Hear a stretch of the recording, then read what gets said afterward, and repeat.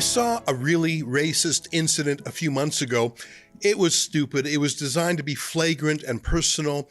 I knew both the racist and the victim of the racism, and it was so gross. I was shocked.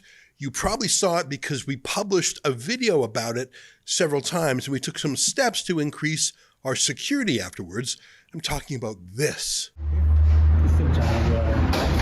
Nigger, nigger, nigger, nigger, nigger, fuck you. I have the picture of your kid on here, by the way. You want to see? You like that? You like that, Drea? Fucking little bitch.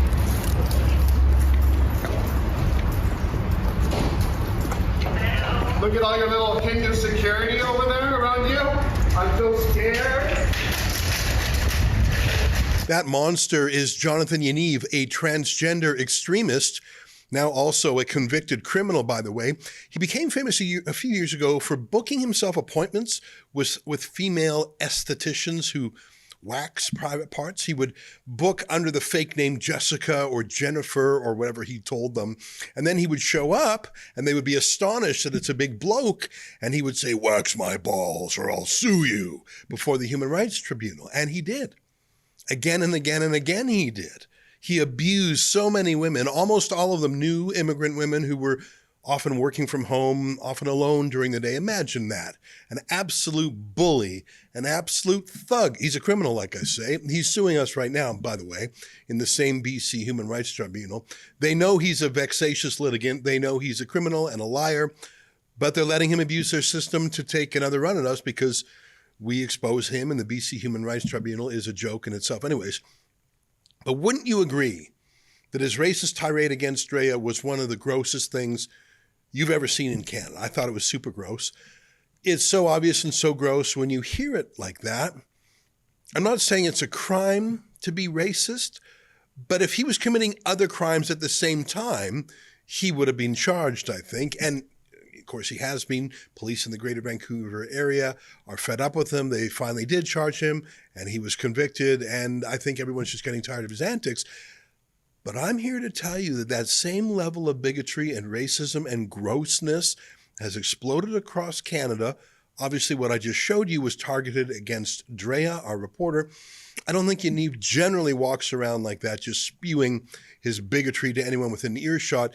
I think he just thought, what is the way I can terrify and offend and insult Drea the worst? That's what I think was in his mind. But let me show you what has been happening in Canada, particularly in Toronto, Ottawa, and Montreal, every single week since October 7th, 2023. That was the day Hamas launched its terrorist attack on Israel, killing more than 1,000 and kidnapping hundreds of hostages, including women and children and even babies. I'm going to show you this because it happened just this week in downtown Toronto, right on University Avenue, which is in the heart of the city, a modern, progressive, human rights-loving, liberal Toronto, right near the university. I mean, Toronto's so sensitive. It's a place where they're renaming streets so as not to offend people. It's a place with safe spaces and trigger warnings. I'm going to play a video for you now. It's about 3 minutes long. And keep in mind that the place they're protesting, Cafe Landwehr, it's a restaurant they walk by and stop and harass. It's a Jewish restaurant. That's how it started about a century ago, back in Berlin, actually. Of course, anyone can work there. Anyone can eat there. You don't have to be Jewish to be there. I think most people there are not Jewish. I'm just saying Cafe Landwehr started in 1919 in Berlin, so obviously all the Jews involved would have been driven out or killed. Okay, let's watch. It's a 3-minute clip taken by our friend Karima Saad. Take a look.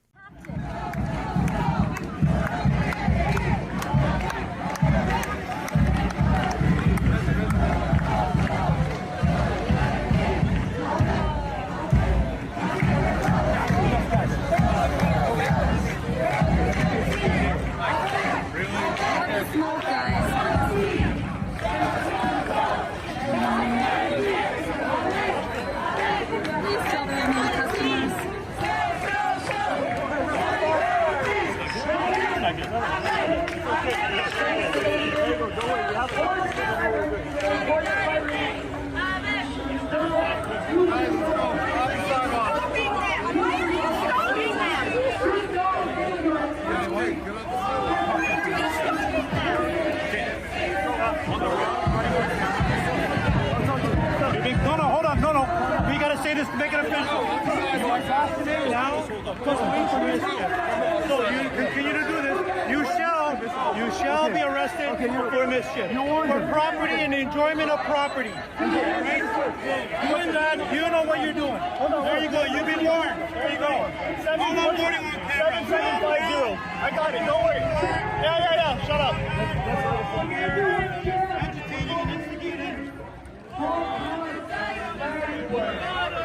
Enunciate your words so that they can hear you.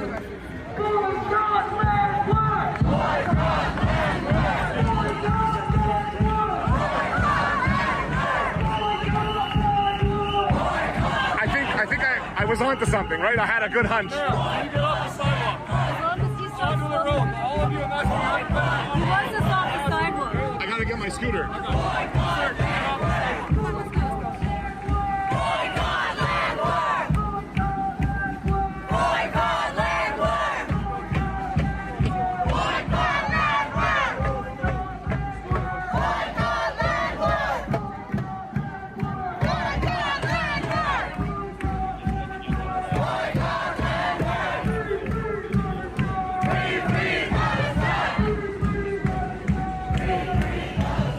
So if you see that, the table left, the food uneaten. That first table, if you go back to the video, you will see they left. Who pays the bill? Anyone's guess. Supporting genocide. How do you know what I Their money support? supporting genocide. We know. Just Google it.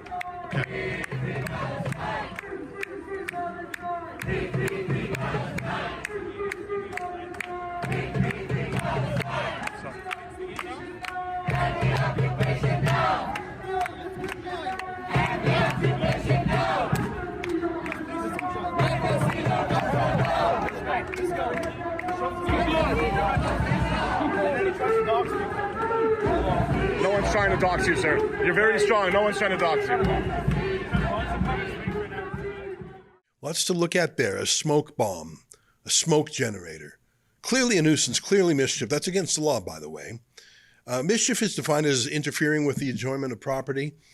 And the cops just look at it. They didn't care. They just looked at the guy with the smoke bomb and didn't arrest him. It clearly was causing mischief. They stopped in front of the Jewish restaurant and smoked people out. You can see that there were people there of every race, by the way.